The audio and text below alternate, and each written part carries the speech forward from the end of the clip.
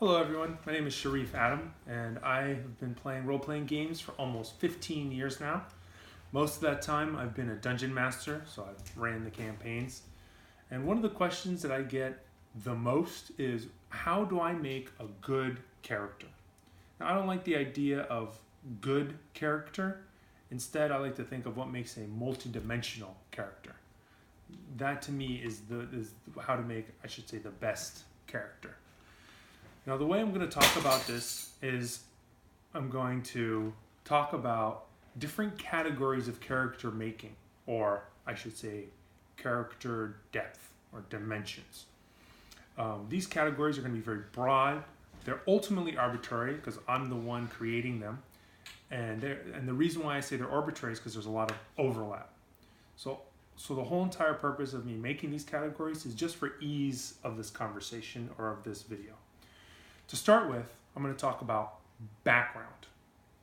Now, with background, we have such things as family, backstory, allies, enemies, the culture that your character grew up in, racial, social tensions, wealth divides, obstacles, some of your character obstacles. So these are things that you want to think about. In terms of family, it's pretty self-explanatory. Do you have siblings? Do you have a spouse? Do you have children? Even, do you have parents or other extended family members, half siblings? All these things could ultimately become important for your character, and even for the story. And we'll get into that a little bit later. But again, another important aspect of background is your backstory. Now, backstory is what happened in your character's past.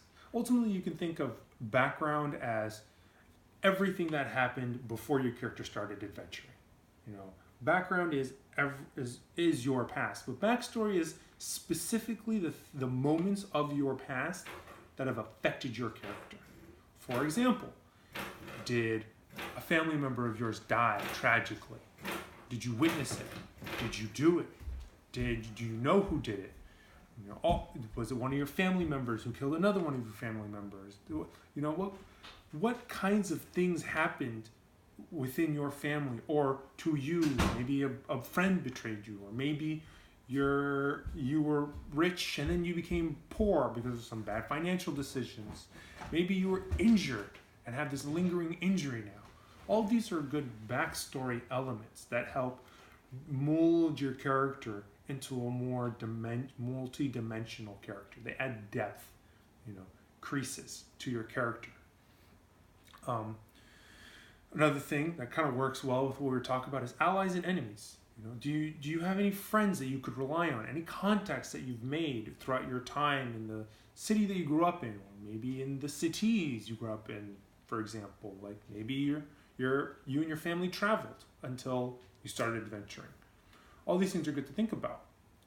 And on the flip side of that, did you make any enemies? Lasting ones that would wish to impede you, or do you harm, or just flat don't like you, and wouldn't give you the time of day. They might not have any ill will or wish you any specific harm, but maybe they just don't care. If they saw you on the streets, not able to rub two pennies together, they just turn around and walk the other way. They don't. Another thing that's kind of important is explaining your stats. And so, for example, if you have a proficiency in a certain kind of skill, why? Why do you have that? Why can you pick locks? Why can you identify a spell scroll? All these things are important. And some of these can easily be explained as part of your class, but some can't. Like, for example, why does a wizard have pickpocket? You should explain that. Or why does a wizard, why can they read lips? Maybe your wizard used to be an orphan on the street, or their parents were poor and so they grew up mostly on the streets. And so they learned, in order to survive, they had to pick people's pockets. But then maybe they picked the wrong person's pocket, or maybe something happened and now they're in mage school, or were apprenticed by a mage and they took them under their wing and taught them magic. Those habits never left them. always remembered if the need ever occurred, they can pick pockets. The streets never left them, so to speak. That's a great reason for why your character, as a wizard, knows how to sleight of hand, knows how to pick pockets, knows how to pick locks. So that's something to think about as far as explaining your statistics. Other important things is we were talking about is culture, racial, social, economics, politics. All these things are important. Like for example, if that same wizard that we were talking about grew up on the street, it's going to be very different from a wizard who grew up in a wealthy family. These are things to take into consideration because that difference in social status and starting wealth is very important. Also, another thing that's important is your cultural viewpoints. Did you grow up in a culture that values wizardry, or maybe it values combat or diplomacy? Cultures that value one thing over another are going to value inherently different classes and different sets of abilities over others. So if you grew up in an area where magic is considered held to a very high standard, then if you're a mage, whether you're poor or rich, you're going to immediately be jumped to a really high standard of living, of opportunity, of privilege that others might not have. On the converse, if you grew up in a society that's very distrustful of mages and of magic, you could be labeled as an outcast. And no matter what your social status is, if you're a mage, you're going to be looked down upon, ostracized. So these are all things to take into consideration that help build depth into your character and can influence how your character interacts with other players in the group or NPCs that your character might run into. Moving on from background, let's start talking about motivations. Now, how I would like you to think about motivations is from the moment that your character is made, what gave them the purpose to adventure? Okay, motivations should make characters more interesting. More interesting PCs have wants and needs, and those needs don't necessarily have to be external. For example, an external motivation is power or wealth. Instead, maybe you, which could easily be motivations for why you adventure. Plenty of people have wanted to adventure just to become famous or notorious or rich or powerful. How many campaigns have you ran where your character just wanted to be the supreme ruler of the whole world? These are things that happen. But primarily, maybe you might want to think that your character has some sort of block that they want to get over. Maybe they have this insecurity that they've always had about something, and adventuring is a way for them to try to get over that insecurity. Or maybe it's a way for them to overcompensate for that insecurity. Like, for example, going in the backstory, maybe in your backstory you saw your family murdered, or a friend of yours was hanging off of a ledge and you had the opportunity to save them, but you did nothing. Now your friend died, or maybe your sibling died, or your family died, and you felt responsible. You felt you were a coward. Now this is especially important if you come from a society that values honor and bravery above even your own life. If you come from such a society, or if you hold on to that type of guilt, maybe you have an internal motivation to never feel powerless ever again, or to never feel fear, or to never allow yourself to be a coward again. So you overcompensate by doing these rash, brash, overly brave, probably stupid deeds. That's a internal motivation, one that has different facets to it that you can think about. That's a great motivation. Other aspects of motivation is things that help you navigate what your character does and helps you build a story, or at least helps the DM build a story around your character. Now, these are things that you can borrow from your backstory or your background that will help your character move forward into the story and even become a part of the story. Another example is, like what we were talking about with you witnessing your friend dying, and maybe you had a potential to save them. Maybe the DM puts you in a position where you have to save one of your compatriots. And it could potentially mean the loss of your life. If you save them, you essentially have to sacrifice yourself for them. This brings up this backstory now, this motivation for you, wishing to always never feel powerless again, or never feel fear, or never give in to your fear. Now, this is the perfect moment where everything's on the line. It's a perfect moment, more so than any other moment that's happened before, to show your bravery, to show that you no longer are that person that you were before. It's perfect story plot for your DM to pull in. And it's something that shows that they were paying attention to your character and enjoyed that backstory and pulled it into the story to use to help your character grow or move forward.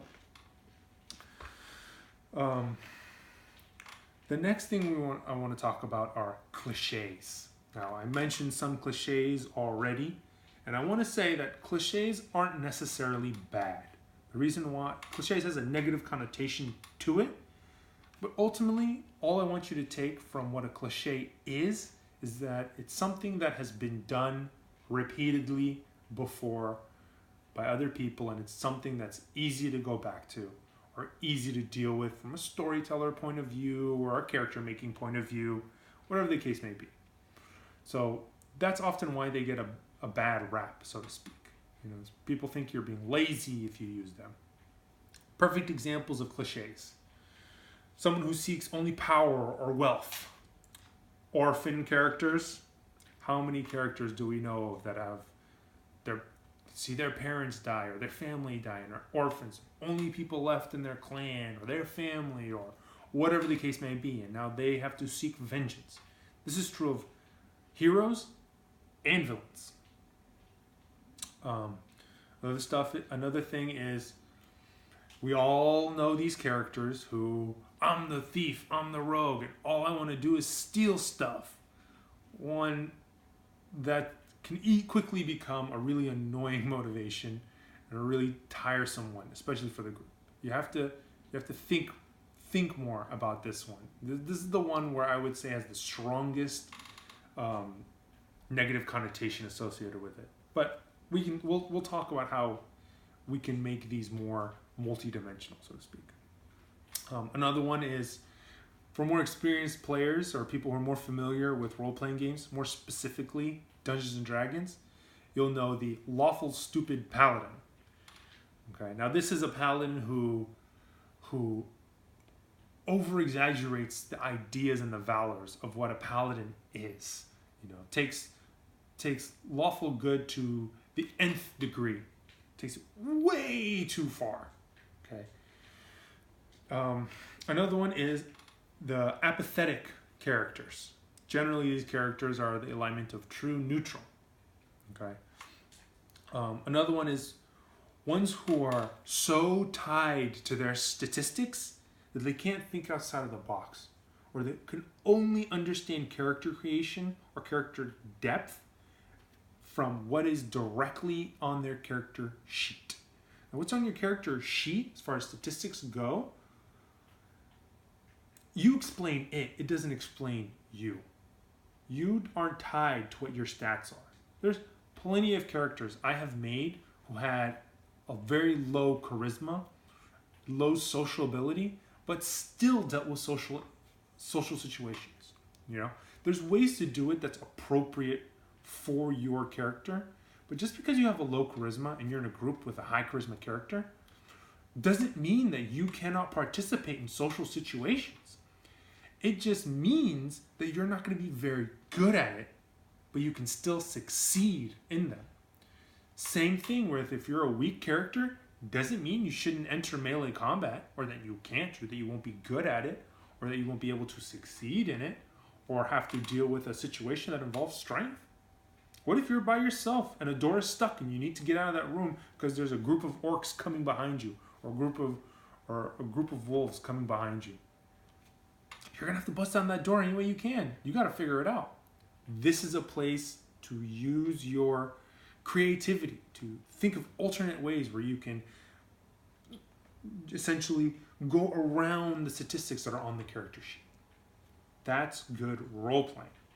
Now, it's another topic for another video, but more specifically, don't be tied to your statistics.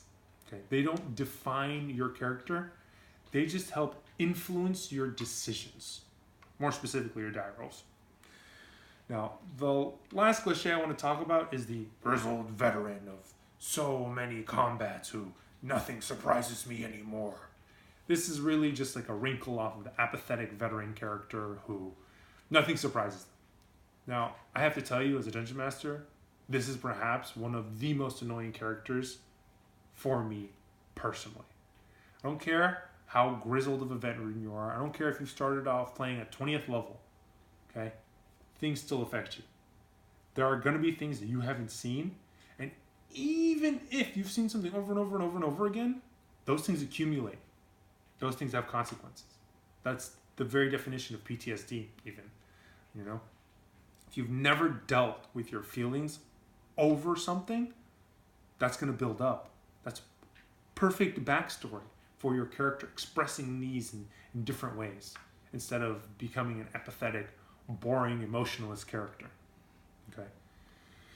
Now, ultimately, I've mentioned all these cliches, but again, I say they're not necessarily bad things. There's ways to make them better. And I've given you examples of how to make some of these better. But let's go back to one that's very, very popular, and that's the orphan character. Now, we all know Batman. We all know how his story starts.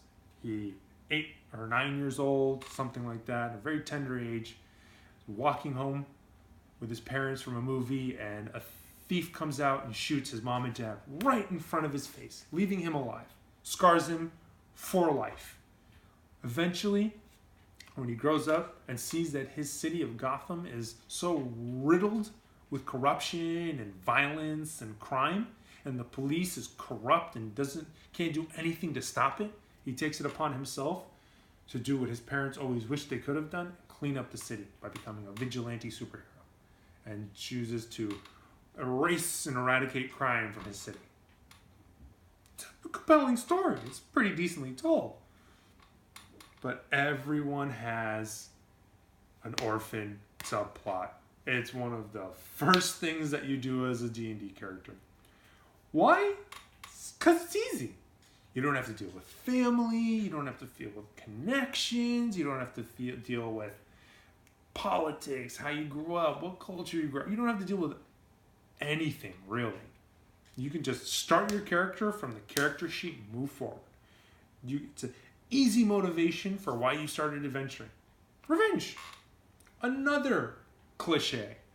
Why are you adventuring? To hunt down the people that killed my sister. Or, classic action movie subplot. My wife or girlfriend was raped or murdered in front of me, or my dad was, and I saw it when I was a child, and I grew up, and I was hunting down the people that did it, and I land into this conspiracy subplot and unravel it from the inside. We get it. It's boring. You can do better. That's all I'm saying. Lastly, let's talk about personality quirks. Okay, let's talk about flaws, traumas, emotions, such as, are you a happy character? Are you an angry character, quick to anger? Are you friendly? Are you gruff and, aloof? These are all things that add that last bit of wrinkle, because all these other things that you do, they can help fluff out your character, but the personality quirks are really what drive your character home, what make it unique, Anybody can play elven orphan whose tribe was wiped out by orcs, and now they're going on essentially a murder spree of wiping out all of the orcs in existence. Okay? And they think orcs are just inherently evil, and there's maybe things to prove that. But the personality quirks, are you friendly? Are you angry? Are you angry about this? Why are you angry? Are you only angry when it comes to orcs? Or are you normally happy besides that? Do you use comedy as a defense mechanism, like Spider-Man usually does in when he's fighting criminals? You know, are you quippy? Are you the silent brooding type? Why are you the silent brooding type? Also another cliche that's can get really old really fast, but it's beside the point. But you know, these are things to think about as far as your emotional reactions go. And as far as traumas, I mean, we've talked a lot about traumas already. You know, it's what has happened to you when you were younger that you can't get over. You know, the example I used with the PC the character who lost someone that they probably could have saved or felt like they could have saved, and now they feel responsible. That's trauma. That's something that's going to haunt your character throughout their existence. Maybe when the DM presents them with an opportunity to save someone, they don't. They can't. Or they do, but at great risk to them. Or they have to maybe roll a save. The DM may tell them, okay, because of your trauma, you have to roll a save to be able to put yourself in that dangerous position. You know? Or maybe because of that, you have to overcompensate. You cannot help it. The instant, oh, there's a dragon nearby, let's go kill it. The rest of your party are like, what are you doing? Are you crazy? We're level 3, we can't fight a dragon. He's like, oh, we can handle it. The traumas, they help drive a story. They help make your character, you know, do stuff. They can give you a motivation all on their own. Last thing is flaws. All these things I mentioned can easily be flaws, but another thing is maybe you're so greedy that you can't say no to any contract. Anybody dangles a certain amount of gold in front of you and you're like, okay, let's do it. You know? Or maybe you're weak to a certain kind of food even, you know, something unusual. Like maybe you, for those of you who know Zoolander, can only take right turns for whatever reason on a certain time of day, you know, or you're vegetarian. Why are you vegetarian? Maybe you only drink a specific vintage of wine from a certain year or whatever. You know, all these things that help restrict your character and make it not necessarily harder, but make it so that you have to be a bit more creative with how you interact with the world. That's what helped make a multidimensional character. All right, thanks for listening. My name is Sharif again. I hope you guys subscribe, listen to other videos of mine. I'll be trying to come out with some the regular topics. You guys could shoot me some comments below and I will use those to help build more videos. All right, thanks. Bye.